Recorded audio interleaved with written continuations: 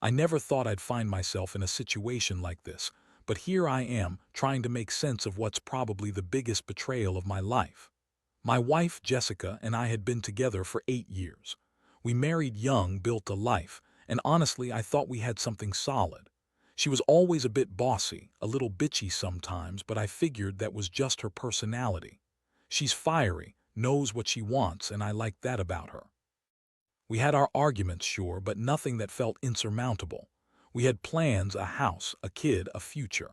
Our relationship hit a rough patch last year when Jessica started working for this big marketing firm downtown. She's always been ambitious, but I noticed she was working late more often, coming home tired, and sometimes she'd be just a little too distant. I didn't think much of it at first. Busy season, stress at work, typical stuff. Plus, she'd sometimes brush off my questions about her day, saying she was too tired or that she was stuck in meetings. But then, little things started changing. She'd hide her phone more often, always had it glued to her hand. When I'd ask to see her messages, she'd make up some excuse, "It's just work stuff," she'd say, and she'd get bitchy if I pressed too hard. She'd snap at me, say I'm paranoid, accuse me of not trusting her. That was her favorite line, "You don't trust me." But I had this gut feeling, something wasn't right. I kept telling myself I was just overthinking it. Maybe I was insecure. Maybe I was imagining things. Then came the trip. Jessica insisted we go on this weekend getaway for our anniversary. She was so excited, packed her bags like she couldn't wait to get away. She kept saying she wanted us to reconnect, get away from the stresses of work and everyday life. I was happy to go, honestly. I was hoping this trip would bring us closer again. But from the moment we arrived, I had this strange feeling crawling under my skin. There was a shift in her attitude. She was more aloof than usual, more dismissive. She'd be on her phone constantly, whispering into it when she thought I wasn't looking. I decided to keep my eyes open. Though, I started noticing things I'd ignored before. Emails from her boss, David, that she said she barely exchanged but in reality were pretty frequent. Texts late at night, some with just emojis, some with flirty words. The way she'd laugh at her phone when she thought I wasn't paying attention. She'd brush past me in the hotel room, her scent different, more alluring, more provocative. It was like she was hiding something and I could feel it in my bones. One night I caught her leaving the bathroom with her phone in her hand, looking nervous. She quickly locked it, but I saw the glow of the screen, a message from David, something about "can't wait to see you tonight." My stomach dropped. I didn't say anything then, just watched her, trying to keep my composure. But that moment stuck with me. I knew she was lying, I knew she was cheating, and I didn't know how to process it. I felt this mix of anger, betrayal, and heartbreak all at once. I had no idea how deep it went, but I knew this wasn't just a harmless flirtation.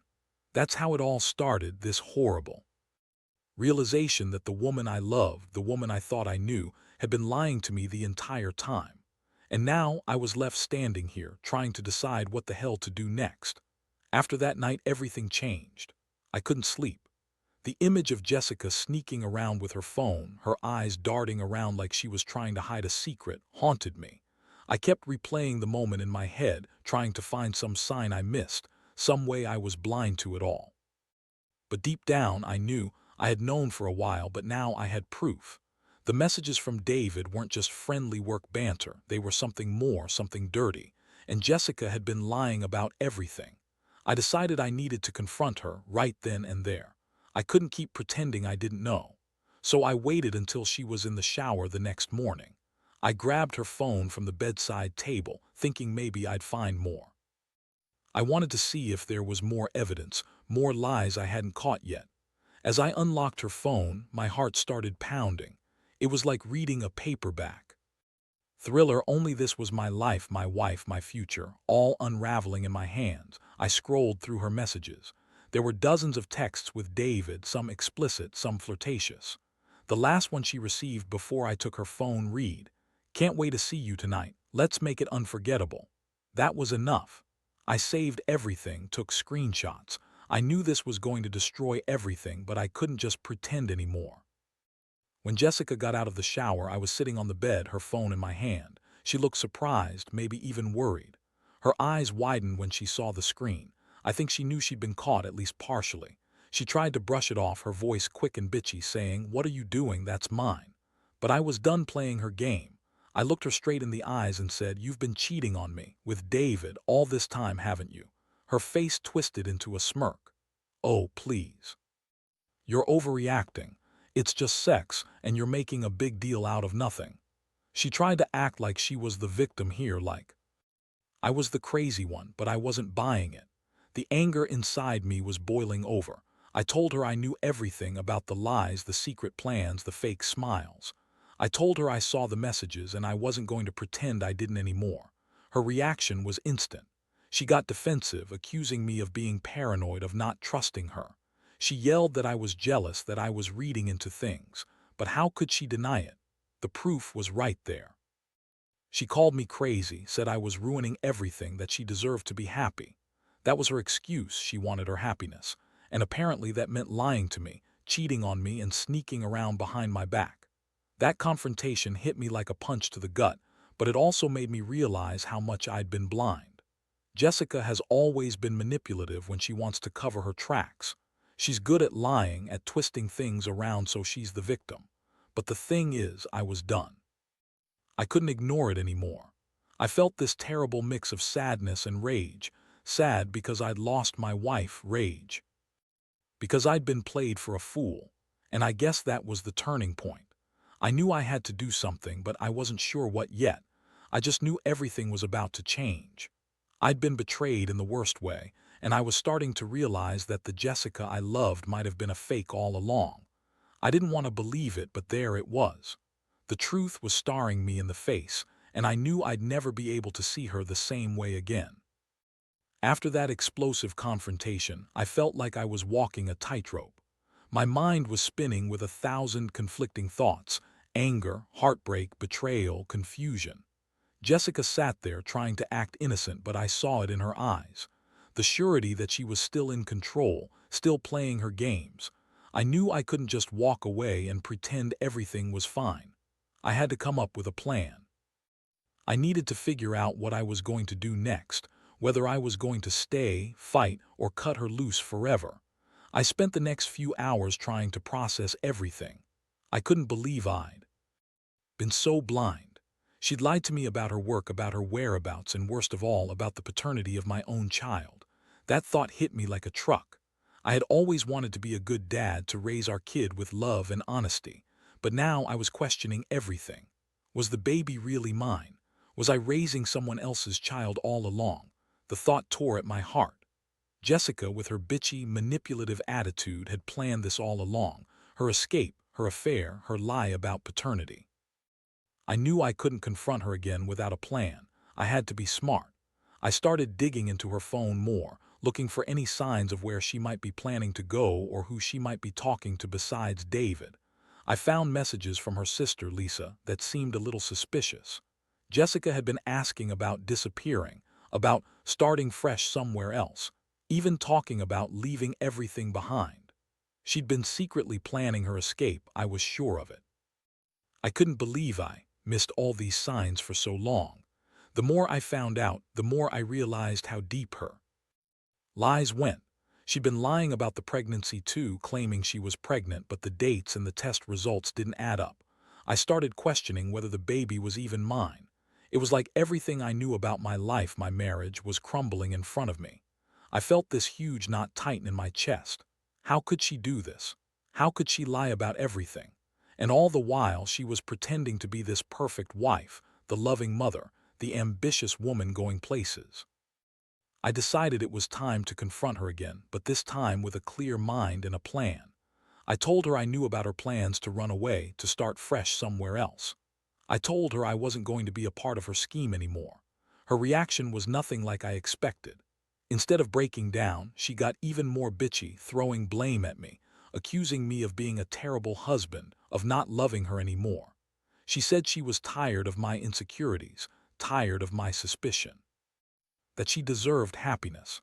I looked at her and realized she'd been lying so long she did even know what the truth was anymore.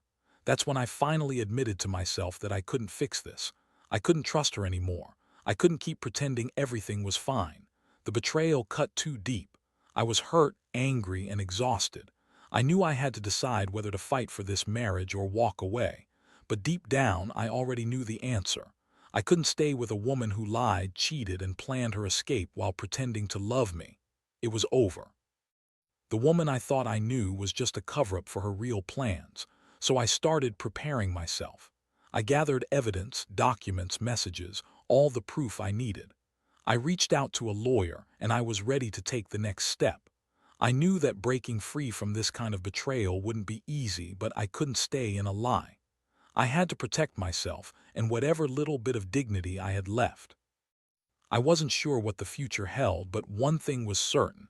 Jessica's manipulations had cost her her marriage, and I was finally waking up to what that really meant. The days that followed were a blur of planning and emotional upheaval. I'm not going to lie. I felt like I was walking through a fog of shock, rage, and heartbreak. Every time I thought about Jessica's lies, I got angrier. She'd been so bitchy, so dismissive, acting like everything was just a minor inconvenience when she was secretly plotting her escape. Her attitude made me realize how little she cared about us, about me, and that realization cut even deeper. I decided I couldn't confront her again without having all my ducks in a row. I wanted to be smart about this. I kept digging through her phone, her emails, her social media accounts. I found more proof messages from her sister Lisa, talking about getting out of this hellhole, starting fresh, and even some plans about disappearing with the baby. Jessica had been lying about her pregnancy, too. I found a different set of test results, ones that didn't match her story, which confirmed my suspicions. She'd been lying about the baby's paternity all along, and I just couldn't take it anymore. One night, I sat her down and showed her everything I'd uncovered. All the texts, the emails, the fake pregnancy tests. I told her I knew she'd been lying for months, maybe years, and that I couldn't trust her anymore. Her reaction was infuriating. She got defensive, started yelling, calling me paranoid, stupid, jealous. She said I was ruining her life, that she was tired of pretending everything was perfect when I was accusing her of stuff that wasn't even real. She even had the nerve to say she was doing all this for her happiness, for her freedom, that I was just a control freak. That was the moment I realized she'd turned into someone I didn't even recognize. I told her she had been planning her escape all along and that I had enough of her lies. I said I was done. I was done with the sneaking around, the cheating, the lies about the paternity, and her bitchy attitude. I told her I was going to leave her, take the evidence, and fight for custody of the baby if I had to. I didn't want to be with a woman who manipulated and lied her way out of our life. She looked at me like I'd just slapped her, her face twisting into anger and contempt. But I wasn't backing down. I'd had enough of her manipulations. That night I packed my bags, took the evidence I'd collected, and decided I was going to do everything by the book. I knew from talking to lawyers that I had a shot at custody, especially with her plans to run away. I wanted out of the nightmare she'd created. I realized I couldn't stay and be part of her lies anymore. Whatever she was planning, whatever she was thinking, I was done being a pawn in her game. The next morning, I told her I was leaving and that I would file for divorce. Her bitchy attitude didn't fade. Instead, she doubled down, trying to guilt-trip me, accusing me of ruining everything, of not loving her. But I knew better. I saw through her bullshit now. I knew she'd been lying about everything, her work, her pregnancy, her feelings. And I decided I didn't want to be part of her chaos anymore. I wasn't going to stay and be the victim of her manipulations. I just wanted to get out, start fresh, and protect myself in the truth. The legal process was a nightmare, but I knew I had no choice. I gathered all the evidence I had, screenshots, emails, messages, even a few coincidental receipts that proved she'd been planning her escape well before I found out. I worked with a lawyer who specialized in these kinds of betrayal cases. I wanted custody of our baby, but I also knew Jessica would fight dirty. She had already proven she was manipulative and bitchy enough to lie about everything, so I had to be prepared for anything. Jessica's reaction to the divorce filing was predictably harsh. She called me a deadbeat, a control freak, and worse. She threw tantrums, accused me of ruining her life, and even tried to turn the baby against me, saying I was not fit because I was exposing her lies. It was disgusting. She'd lie and manipulate her way through every conversation, trying to make it sound like she was the victim when I was the one who'd been betrayed. But I kept my cool, stayed calm, and focused on the facts. I knew I had to be meticulous if I wanted to win the custody battle. While fighting through the legal mess, I also started to process what had actually happened. It hit me hard, the realization that the woman I married, the woman I thought loved me, had been planning her escape from our life together for a long time. She'd been lying the entire time about her feelings, her pregnancy, her plans for the future. And all the while she'd been sleeping with her boss, David, that bastard. The betrayal felt like a punch in the stomach every day. I'd trusted her, loved her, built a life with her, and she'd been secretly planning to leave me and the kid all along. But here's the funny thing, I also felt relief. Not because I was glad she cheated or lied, but because I finally knew the truth. No more pretending, no more lies. I was free from her manipulations, free from the girl who had turned into a ruthless liar. I realized I'd been giving her too much power, and now I was taking it back. I started focusing on myself and my son. I wanted to be the father he deserved, not some victim of Jessica's schemes. In the end, I did get custody. Jessica's plans to run away, her lies about the pregnancy, her manipulations, they all backfired. Her bitchy attitude and her lies made it impossible for her to sway the judge. I was awarded primary custody, and she got supervised visits, which she obviously wasn't happy about. She tried everything to turn the case around, but the evidence was too overwhelming. She'd betrayed me, lied about everything, and her plan to leave everything behind fell apart. I saw her for what she really was, a manipulative, selfish woman who only cared about herself. Looking back now, I realize this experience taught me a lot. Trust is fragile, and you don't really know someone until they've betrayed you on this level. But I also learned that you can survive betrayal. You can come out the other side stronger, even if it hurts like hell in the process. I'm still healing, still figuring out what's next, but I know one thing: I won't let someone like Jessica ruin me.